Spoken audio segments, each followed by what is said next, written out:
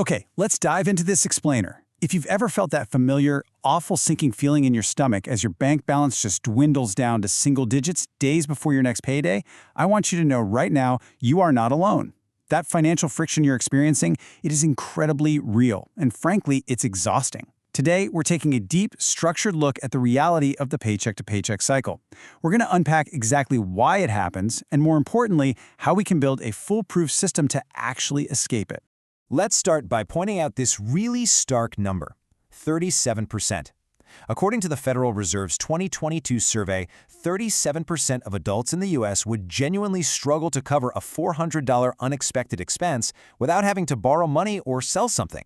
I mean, think about that for a second. Just $400, maybe a minor car repair, a routine medical bill, or a broken washing machine, is literally enough to push over a third of the population into a financial crisis. Now, what's really interesting about this is that it completely shatters the myth that this is only a low-income problem. Nearly half of all households earning over 100 grand a year report that they are living paycheck to paycheck too. So this cycle isn't just about poverty or, not earning enough. It's a complex trap driven by systemic and behavioral factors that catch people across the entire income spectrum. To help us untangle all of this and lower the anxiety a bit, here's a clear, logical roadmap for us to follow. 1. The reality. 2. The psychology. 3. Jason versus Amanda. 4. Systems over willpower. And 5. The escape plan. All right, let's jump straight into Section 1, the paycheck-to-paycheck reality. Before we can break the cycle, we really need to define the exact nature of this trap. Economists actually call this condition high financial fragility. And here is exactly how it works. Basically, the arrival of a paycheck triggers this immediate burst of spending on bills, necessities, and lifestyle choices.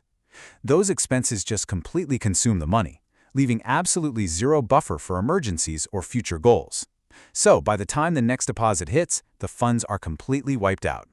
Because this cycle repeats month after month, it totally prevents any meaningful savings or investments from taking root, regardless of how comfortable the actual salary might look on paper. Moving right along to Section 2, the psychology of spending. This is where we shift the narrative to the real villains of the story. Let's reframe any personal guilt you might be holding on to by defining a massive concept: lifestyle inflation, which is also known as the hedonic treadmill. This is our natural tendency to automatically increase our spending right in lockstep with our income. Actually, a 2022 study by researchers at Princeton found that a higher income often completely fails to translate into higher savings because our reference point for what feels normal just shifts upwards. You earn $60,000 and feel stretched. You get a raise to $80,000 and suddenly you need a larger apartment, a better car, or you're dining out way more. Your actual savings rate completely unchanged. But hey, it's not just the hedonic treadmill at play here. Marketers are actively hijacking our brain's reward pathways. I want you to mentally check off these traps as we go through them. First up, anticipation dopamine. Neuroscience shows that just anticipating a purchase releases dopamine, which then fades immediately after buying, making you crave that next purchase. Then, of course, there's social media comparison, where we judge our actual, messy lives against highly curated fakes. Then we have mental accounting. This is where we trick ourselves into thinking something like a tax refund is just free money to splurge, rather than a vital part of our actual income. And finally, countdown timers and one-click checkouts. These are literally designed to exploit our behavioral biases and push us into instant gratification before our rational brain can even catch up. And when those psychological traps work, they often lead us right into the arms of predatory credit. Get this, the average U.S. credit card annual percentage rate now exceeds 24%. 24%! Making just the minimum payment on a $5,000 balance can stretch your repayment out over decades, literally doubling the original amount you paid.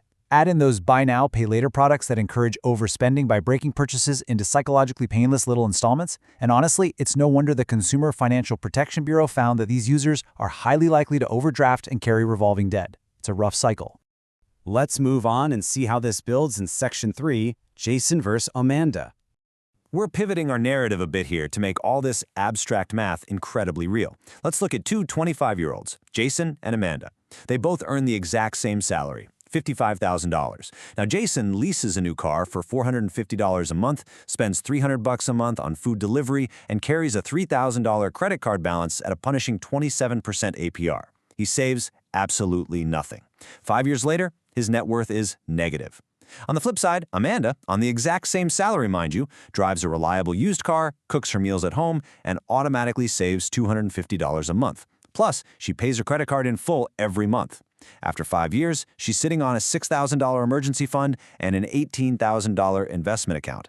It completely proves that wealth isn't just about your paycheck, it's about how small, everyday choices compound into drastically different futures. Now for the good news. Section 4. Systems over willpower.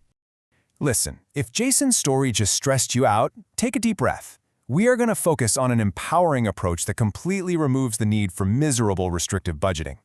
See, traditional restrictive budgets fail because they rely on willpower, and willpower is a strictly finite resource. The renowned behavioral economist Richard Thaler has shown through his work that people are predictably irrational. We are practically hardwired to overvalue immediate rewards and undervalue our future selves. You simply cannot out-willpower human nature forever. Instead, we've got to rely on automation and simple rules of thumb that make saving the default setting rather than a choice you have to actively agonize over month after month. And this brilliantly illustrates one of the absolute best rules of thumb out there, the 50-30-20 rule. It visually slices up your income pie to make budgeting instantly digestible without feeling like a straitjacket. Basically, 50% of your income goes to your absolute non-negotiable needs. 30% is dedicated to your wants. Because yes, spontaneity and fun are absolutely important to a good life, and a strict 20% is automatically routed towards your savings or paying down debt. It's simple, it's visual, and honestly, it works. Which brings us to our final section, the escape plan. It is time to introduce the highly practical, automated action steps you need to finally break this cycle once and for all. Let's enthusiastically walk through these 6 steps. Number 1, audit and trim for 30 days. Track every single dollar to create awareness, because this first step is what makes all the others possible. Cut just one non-essential expense and redirect it. Number 2, build a $500 starter emergency fund. Just having this micro buffer protects you from that $400 crisis we talked about earlier. Number 3, avalanche your high-interest debt by paying off the absolute highest rate first. Number 4, boost your income through negotiation or side work, but critically, save at least half of any raise you get to fight off lifestyle inflation. Number 5, invest early, even in tiny fractional shares or index funds, just to harness the power of compounding. And number 6, automate everything. Protect your progress by reviewing your subscriptions annually. Now, if you're sitting there thinking, I'll just wait to do this when I earn a bit more, let's completely debunk that myth right now. Consider the massive compounding penalty of waiting just 10 years. A person starting at age 25, investing a modest $200 a month at a 7% return, can accumulate over $500,000 by age 65. If you wait until you are 35 to start that exact same habit, your result is less than half of that. Delaying your savings literally sacrifices the magic of compounding. So, the crucial point we really need to drive home is that we must constantly reframe what wealth actually means. Wealth isn't what you earn, it is the gap between your earning and your spending. Society constantly bombards us with the message that we deserve to enjoy our money now. But I want to gently remind you that true enjoyment includes having future security.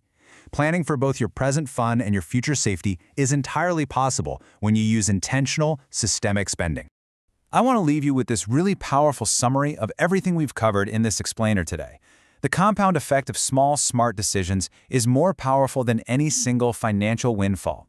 Escaping this cycle isn't about winning the lottery or even banking on a massive promotion. It is about understanding the psychological forces at play and building simple, automated systems that literally protect you from yourself. Remember, the math rewards consistency, not perfection. Which brings us to our final thought.